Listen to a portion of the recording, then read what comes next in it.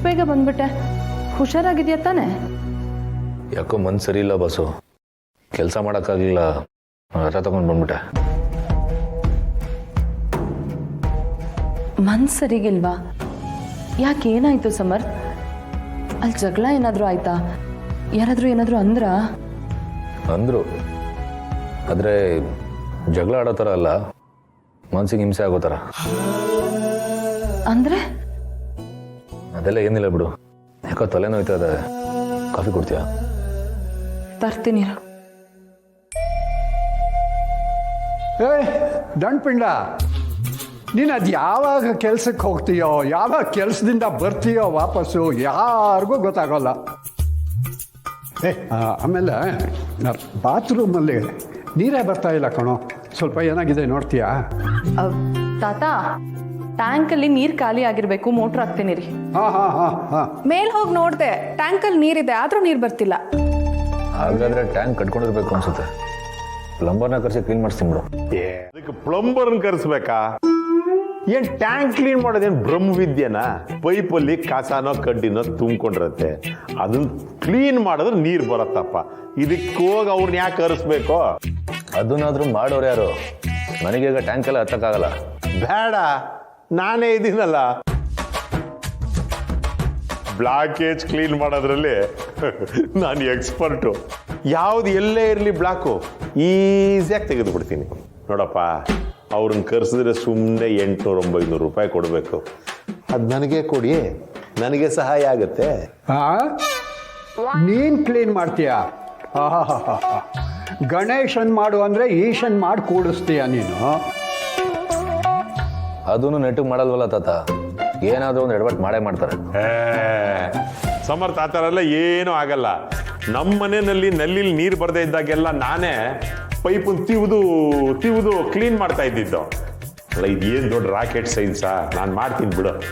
ಆದರೂ ಆ ಕೆಲಸ ನಿಮಗೆ ಕಷ್ಟ ಆಗಲ್ವಾ? ಇದು ಒಂದು ಕೆಲಸನೇನಮ್ಮ. ಅಲ್ಲ, ಏನು ಭಗೀರಥಂತರ ತಪಸ್ ಮಾಡಿ ಗಂಗೆನ ಭೂಮಿಗಿಳಿಸ್ಬೇಕಾ? ಇಲ್ವಲ್ಲ. ಟ್ಯಾಂಕಿಂದ ನಲ್ಲಿ ನೀರು ಬರ್ಸ್ಬೇಕು ಅಷ್ಟೇ. ನಾನು ಮಾಡ್ತೀನಿ ಬಿಡು. ಅಯ್ಯಪ್ಪ, ಬಂತಾ? ಇಲ್ಲ,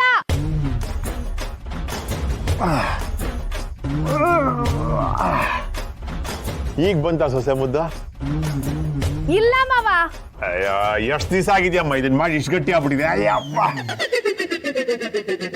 ಮಾವ ಹುಷಾರು.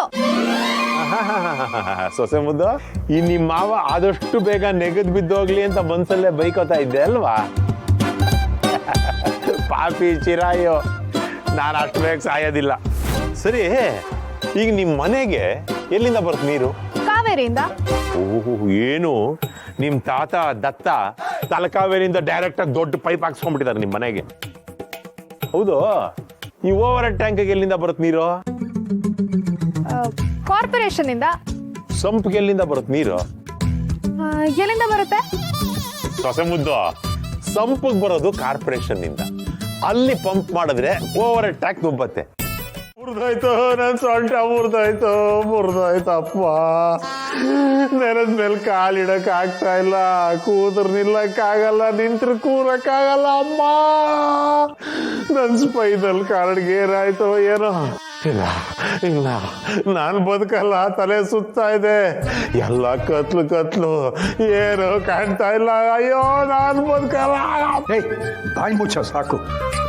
ಯಾಕೆ ಯಾವಾಗಲೂ ಅಪಶಕನದ ಮಾತೇ ಆಡ್ತೀಯ? ಅಯ್ಯೋ, ಸುಮ್ಮನೆ ಇರ್ರಿ ದತ್ತ ಅವ್ರೆ.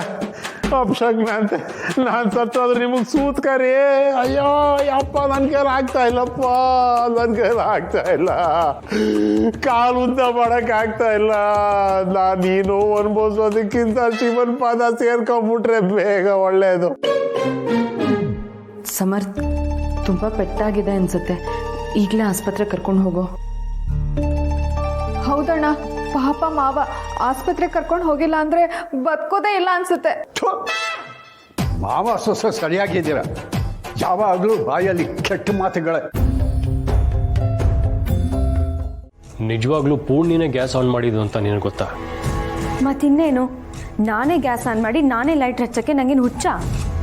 ನೋಡು, ದಯವಿಟ್ಟು ಹೀಗೆಲ್ಲ ಮಾತಾಡಬೇಡ. ವಿಷಯ ಏನಂತ ತಿಳ್ಕೊಳಕ್ಕೆ ನಾನು ನಿನ್ನ ಹತ್ರ ಕೇಳ್ತಿದ್ದೀನಿ ಅಷ್ಟೇ. ನೀನು ಪೂರ್ಣಿ ಮೇಲೆ ಹೇಳ್ತೀಯ, ಪೂರ್ಣಿ ನಿನ್ನ ಮೇಲೆ ಹೇಳ್ತಾಳೆ. ಇಲ್ಲಿ ಸತ್ಯ ಯಾವುದು ಸುಳ್ಳು ಯಾವುದು ಅನ್ನೋದಕ್ಕಿಂತ ಈ ರೀತಿ ಆಗಬಾರ್ದಿತ್ತು ಅನ್ನೋದೇ ನನ್ನ ಮನಸ್ಸಲ್ಲಿರೋದು. ಈಗೇನು ನಿಮ್ಮ ಹೆಂಡತಿನ ವಹಿಸ್ಕೊಂಡು ನನ್ನ ಅಪರಾಧಿ ಮಾಡಬೇಕು ಅಂದ್ಕೊಂಡಿದ್ದೀರಾ? Deepika, stop it. ನಾನು ಆ ರೀತಿ ಮಾತಾಡ್ತಿಲ್ಲ. ನೀವು ಏನು ಮಾತಾಡ್ತಿದ್ದೀರಾ ನಂಗೆ ಅರ್ಥ ಆಯ್ತು ಬಿಡಿ. ಅಭಿ, ಅಭಿ ನೋಡು ಅಭಿ, ಹಿಂಗೆ ನಿಮ್ಮ ಅಣ್ಣನಿಗೂ ನಾನೇ ಟಾರ್ಗೆಟ್ ಆಗಿಬಿಟ್ಟಿದ್ದೀನಿ. ಅವ್ರ ಹೆಂಡತಿ ಏನೂ ತಪ್ಪೇ ಮಾಡಿಲ್ವಂತೆ, ತಪ್ಪೆಲ್ಲ ಮಾಡಿರೋದು ನಾನೇ ಅಂತೆ. ಏನ ತಪ್ಪೆಲ್ಲ ಮಾಡಿರೋದು ನೀನಂತ?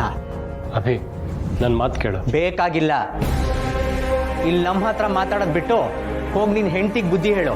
ಅದನ್ನ ಬಿಟ್ಟು ನಮಗೂ ಉಪದೇಶ ಕೊಡಕ್ಕೆ ಬರಬೇಡ. ನನ್ನ ಹೆಂಡತಿ ಏನು ಅಂತ ನನಗೆ ಗೊತ್ತಿದೆ. ನಾನಿಲ್ಲಿ ಯಾರು ಕೆಟ್ಟವ್ರು ಅಂತ ಹೇಳ್ತಿಲ್ಲ. ದೀಪಿಕನಿಗೂ ತಿಳಿ ಹೇಳಬೇಕಂತ ನಾನಿಲ್ಲಿ ಬಂದಿರೋದು. ನನ್ನ ಹೆಂಡತಿ ಏನು ಅಂತ ನನಗೆ ಚೆನ್ನಾಗಿ ಗೊತ್ತಿದೆ.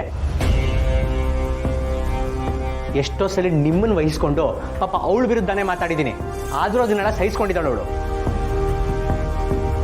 ಆದರೆ ಬರ್ತಾ ಬರ್ತಾ ಇದೆಲ್ಲ ಜಾಸ್ತಿ ಆಗ್ತಿದೆ. ನಮ್ಮನ್ನ ಈ ಮನೆಯಿಂದ ಓಡಿಸ್ಬೇಕು ಅಂತಾನೆ ಹೀಗೆ ಮಾಡ್ತಾ ಇದ್ದೀರಾ ಅನಿಸ್ತಾ ಇದೆ.